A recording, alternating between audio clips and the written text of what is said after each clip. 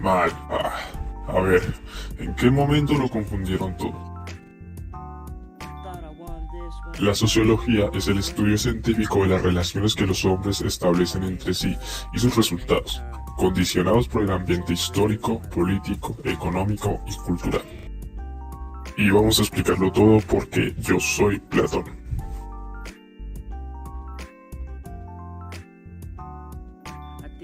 Nuestro desarrollo integral se logra en sociedad. Como bien sabemos, el ser humano nace capacitado para desarrollar una serie de facultades o de potencialidades en todo el transcurso de su vida. Ese potencial de energías está conformado por la capacidad de pensar, de amar, de decidir, de relacionarse con Dios y con las demás personas. El desarrollo equilibrado de esas capacidades es lo que constituye el desarrollo integral del ser humano. La sociedad favorece ese desarrollo en 3 campos. Primero, el biológico. Es cuando el ser humano es definido, alimentado, atendido en salud y demás. Segundo, el psicológico, que es cuando recibe y da afecto. Y tercero, el intelectual. Es cuando hereda y comparte con otras personas ideas, lenguas, normas, técnicas, comportamientos, etc.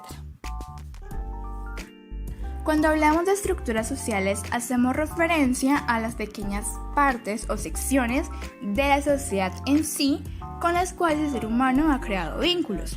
Las más importantes son la familia, el grupo profesional y la sociedad política. La familia es la estructura que se integra por los padres y por la sociedad paterno-filial, que pues deriva del anterior. Esta sociedad, esta estructura, tiene gran importancia dentro del ser humano y tiene como base 3 aspectos. El primero es que suministra las condiciones normales para satisfacer los instintos más elementales, como las inclinaciones más elevadas de los cónyuges. Segundo, realiza plenamente el ideal humano, elevando el instinto a la altura del amor y arrancando las tendencias egoístas. Y por último, asegura la disciplina. El segundo grupo es el profesional. Todo ser humano, en razón de su trabajo, se inserta necesariamente en determinadas estructuras sociales de carácter profesional. Esas estructuras son la empresa y la agrupación laboral. La empresa es un grupo social que se integra por personas, empresarios, empleados y obreros que se unen para producir bienes y servicios, teniendo como base el capital colocado por los empresarios. Y en la agrupación laboral se denomina de esta manera al sindicato, que es una estructura creada para defender los intereses económicos y laborales de los obreros, para velar por la dignidad profesional y por las condiciones de trabajo dignas. Ya por último, la sociedad política. Esta es una estructura social que se conforma por todos los grupos humanos que viven en un mismo espacio geográfico bajo leyes iguales, leyes comunes.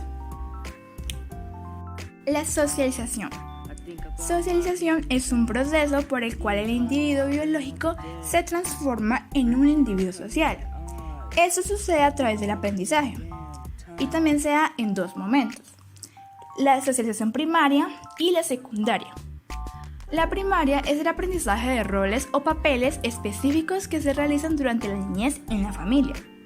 Y la secundaria es el aprendizaje de los elementos de la cultura en su sociedad. Ahora bien, si hablamos un poco de la historia de la sociología, diremos que el estudio del comportamiento humano comienza a principios del siglo XIX. El trasfondo de la primera sociología fueron los cambios que produjo la Revolución Francesa e Industrial en el siglo XVIII por allá en Europa. La forma en la que cambió la manera de entender el mundo social, esa fueron los primeros trasfondos. Comienza la utilización de la ciencia en lugar de la religión para entender el mundo y para responder las preguntas que decían los pensadores. Preguntas como ¿qué es la naturaleza? ¿Por qué se estructura la sociedad así? ¿Por qué y cómo cambian sociedades? El concepto de historia. En una primera aproximación, puede decirse que la historia es el estudio del pasado de la humanidad. Ahora, actualmente, se acepta comúnmente que la historia es un proceso continuo que describe y explica el desarrollo de las sociedades humanas. Abarca tanto elementos como hechos. Eso se puede ver en tres partes, lo que es primero la descripción de los hechos, segundo su periodización y tercero su interpretación. La descripción de los hechos es: al realizar un estudio de la historia de la humanidad surge un interrogante. ¿Qué se va a estudiar? ¿Los pueblos, las naciones, las sociedades o las civilizaciones? Cada uno de esos conceptos conduce a una perspectiva histórica diferente y por eso es preciso elegir uno de ellos como eje conductor. El estudio de la historia no trabaja sobre el conjunto de datos estáticos, sino que a cada paso es posible utilizar nuestros datos aportados por nuevas investigaciones. Sin embargo, sea cual sea el método utilizado, todo estudio histórico debe ser coherente y unitario. En otras palabras, debe ser riguroso en la descripción de lo que sucede y debe expresar los criterios conforme a las clases que desclasifican la interpretación de los hechos. Segundo, periodización histórica. El cómputo del tiempo resulta también una cuestión compleja. Cada sociedad establece en virtud de sus propias vivencias un punto de arranque propio, es decir, su año cero. Y así nacen las eras históricas como la era musulmana o la era cristiana. Otra manera de computar el tiempo es dividirlo en bloques, en los cuales la vida de las sociedades presenta unas características relativamente homogéneas.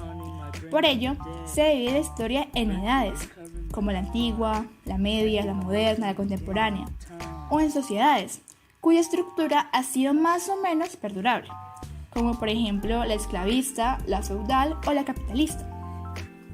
Una forma de estudiar el tiempo, muy aceptada por los historiadores, es el método francés de Braudel, que lo divide en tres momentos: la corta duración, acontecimiento, la duración media o coyuntura y la larga duración o estructura. Más adelante hablaremos un poco más a fondo de ello.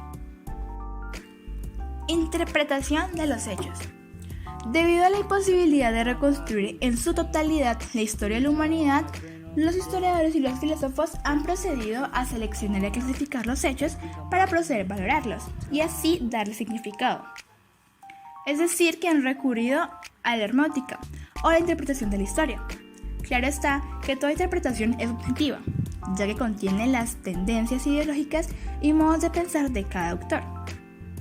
Las líneas de interpretación histórica más utilizadas son el enfoque positivista, el materialista, el hermenéutico y la historia como arte. Miremos el primer enfoque, el positivista. Este enfoque fue introducido por el filósofo francés Auguste Comte. Para este pensador, la humanidad, desde sus inicios, ha pasado por tres estados: el mitológico, el metafísico, el positivo o el real. El mitológico o niñez de la humanidad es en el cual los seres humanos interpretaban la realidad y los fenómenos naturales recurriendo a dioses. Va desde la aparición de la civilización hasta aproximadamente el siglo VII a.C. El metafísico o la juventud de la humanidad, en el cual el ser humano recurrió a la filosofía para interpretar la realidad. Este va desde el siglo 100 a.C. hasta el siglo XIX. Y por último, tenemos el estado positivo o real. También se conoce como la madurez de la humanidad. En este, los seres humanos utilizan la ciencia para explicar y transformar el mundo. Este último estado supera a los anteriores, y es porque en este se debe recurrir al ser humano por ser objetivo y por los hechos tal cuales son. Por esto, los positivistas, al interpretar la historia, eligen datos aparentemente irrefutables, como las fechas o los documentos. Entonces habíamos quedado en que... Espera. Ahora, enfoque hermenéutico. Vemos que la hermenéutica es una palabra de origen griego que significa interpretación, Originalmente este término se aplicó a la interpretación solamente de la Biblia, sin embargo con el pasar de los años se comenzó a generalizar y ahora se puede representar como la interpretación de cualquier fenómeno, efectuado de forma científica, claro. El enfoque hermenéutico es muy utilizado por los estudiosos. Veremos que estas personas que llamamos estudiosos realmente significa igual que lo que llamarías ahora como un sociólogo. Y entonces el enfoque hermenéutico lo que nos ofrecía eran varias formas o elementos de evaluar los acontecimientos históricos, esto siguiendo unos pasos. El primero de los pasos era seleccionar. Tenían que seleccionar los datos históricos según lo que querían analizar. El segundo era describir estos hechos desde todas las perspectivas posibles: la política, la economía, la religión, el arte, etc. Organizar los datos según el esquema determinado. Identificar el sentido de las experiencias existenciales que subyacen a los acontecimientos y proponer una interpretación global del fenómeno histórico. Ahora seguiría la historia como arte o el arte como historia. En los últimos años, la sociología ha demostrado probar que existen más formas. De hecho, vimos que la anterior era la hermenéutica, hay un enfoque positivista, pero hay una que es especialmente interesante, la cual es el arte. El arte no solamente puede ser representado como las expresiones o el sentimiento del ser humano, sino que también lo podemos ver como una forma de pensar o de sentir que estaba pensando la persona que creó ese cuadro. Explico.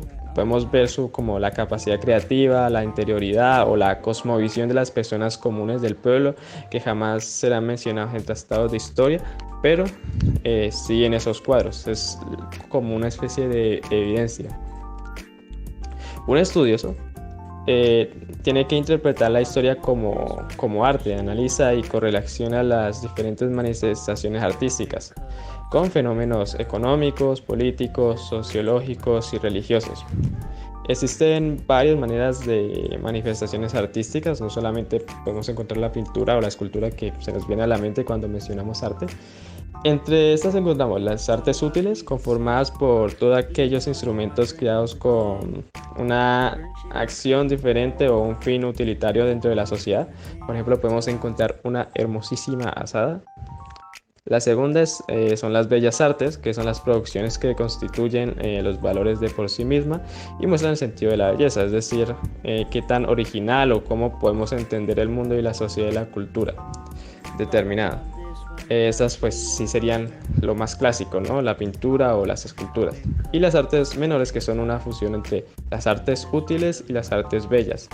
Estos son, podemos llamarlos como cosas útiles, pero que a la vez sirven para resaltar la belleza de alguna obra, como puede ser en este caso lo que podemos identificarnos, las cerámicas precolombinas. Y por último, las artes decorativas son las realizaciones que simplemente lo que buscan es resaltar la belleza de las personas. Tenemos como ejemplo las pendientes, las pulseras, anillos y diferentes cosas.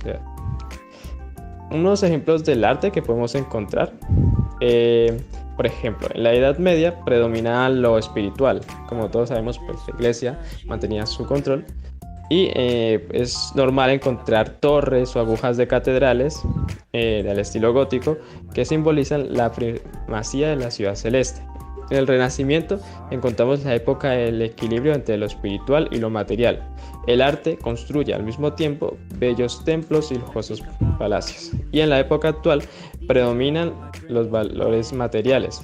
Nuestra cultura se expresa en grandes autopistas, gigantescos navíos o enormes rascacielos. O una carretera que tardaron como 100 años en construir. Coyuntura, modernidad versus posmodernidad. Pero primero que todo, ¿qué es una coyuntura? Hace rato hablábamos de la periodización histórica. Pues bien, en cierto momento de la historia, un francés llamado Pradioul divide el tiempo histórico en 3 momentos: los acontecimientos, las coyunturas y las estructuras.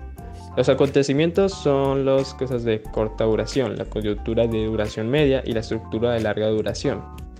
De estas tres, la coyuntura es la que marca siempre el cambio de una edad a otra. De hecho, en la actualidad estamos viviendo una coyuntura entre el cambio de la modernidad y posmodernidad.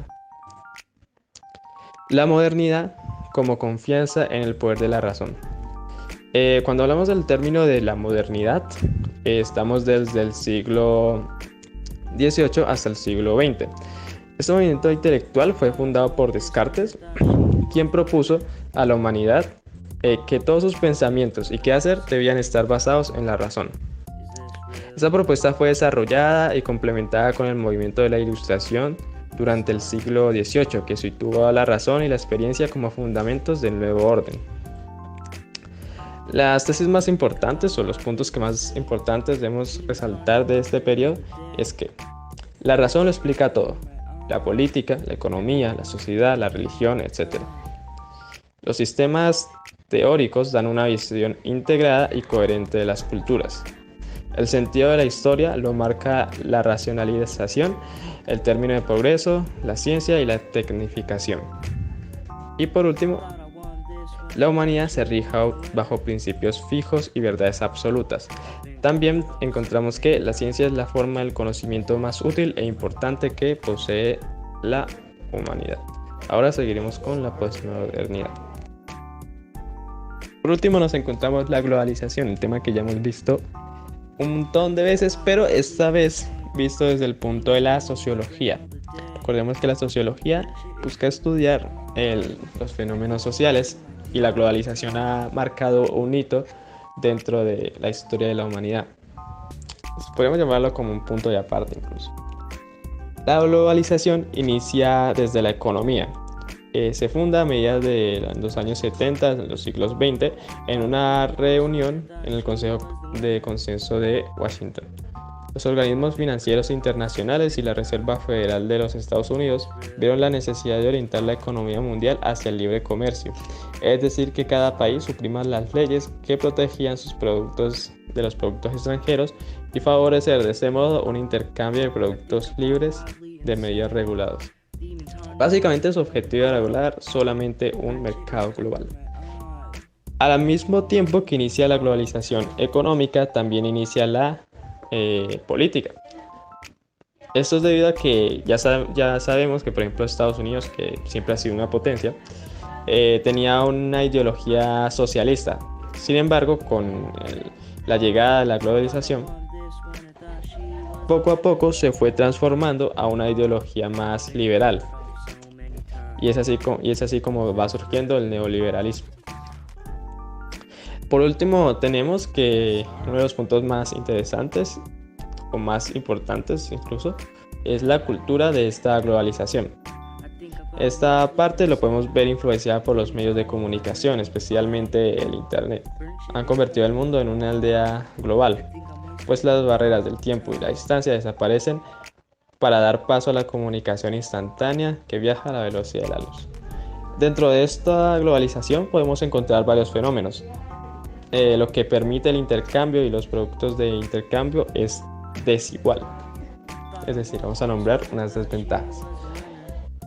Primero que todo podemos encontrar que, si bien es cierto que hay mayor cooperación entre los países, las fusiones y megafusiones de los capitales aumentan el desempleo y la pobreza en muchos países.